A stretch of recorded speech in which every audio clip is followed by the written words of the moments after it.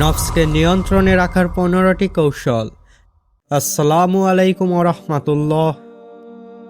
ভাই ও বোনেরা, একটা প্রশ্ন দিয়ে শুরু করি। আমরা নামাজ পড়ি, কোরআন পড়ি, তবুও কেন গুনাহ ছাড়তে পারি না?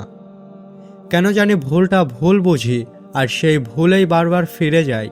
এর কারণ একটাই, আমাদের নফস এখনো নিয়ন্ত্রণে আসেনি।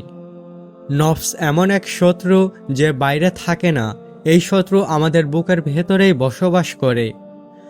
আজ আমি আপনাদের সঙ্গে শেয়ার করব নফসকে নিয়ন্ত্রণে রাখার 15টি বাস্তব ও কার্যকর কৌশল। কথাটা বড় নয়, কিন্তু আমল করলে জীবন বদলে যাবে ইনশাআল্লাহ। নাম্বার 1, ফজরের পর ঘুম নয়। ফজরের নামাজ পড়ে আবার বিছানায় ফিরে যাওয়া, এটা নফসের প্রথম জয়। ফজরের পরের সময়টা হলো রুহের খাবার পাওয়ার সময়। এই সময় জেগে থাকলে আত্মা শক্তিশালী হয়।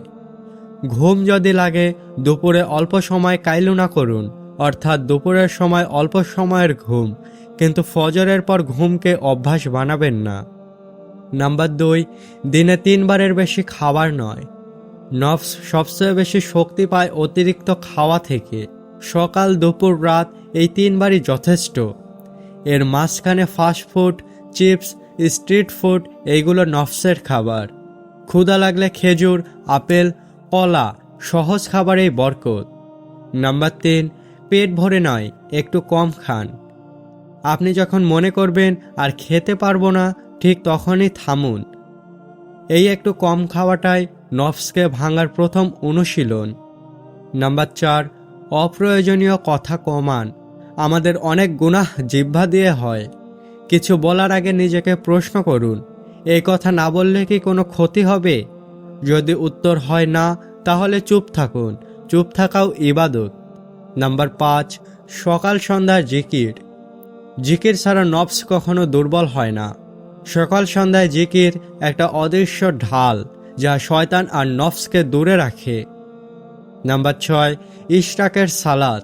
ফজরের পর একটু জিকির করে ইশরাকের 2 রাকাত সালাত পুরো দিনের জন্য আল্লাহর বিশেষ সাহায্য। নাম্বার 7, প্রতিদিন কোরআন পাঠ করা।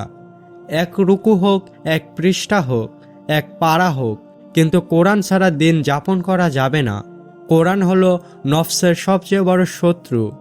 নাম্বার 8, বেশি ঘুম নয়। অতিরিক্ত ঘুম মানুষকে অলস বানায়, নফসকে মোটা করে।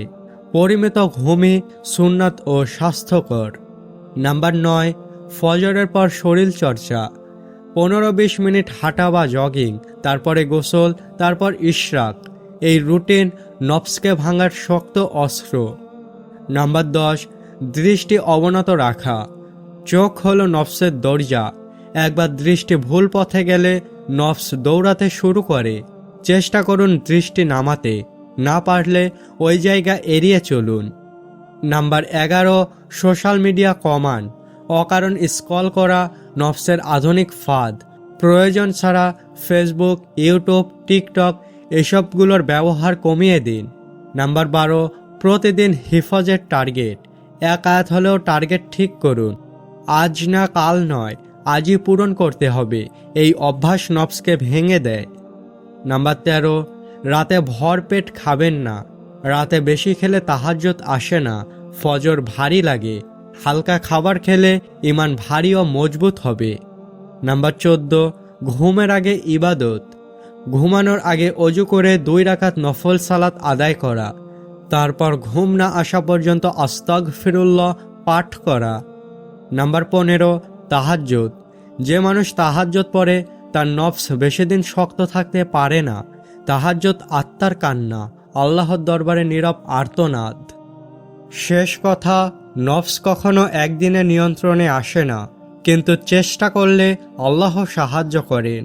হে আল্লাহ, এই কথাগুলোর ওপর প্রথমে আমাকে, তারপর আমাদের সবাইকে আমল করার তৌফিক দিন।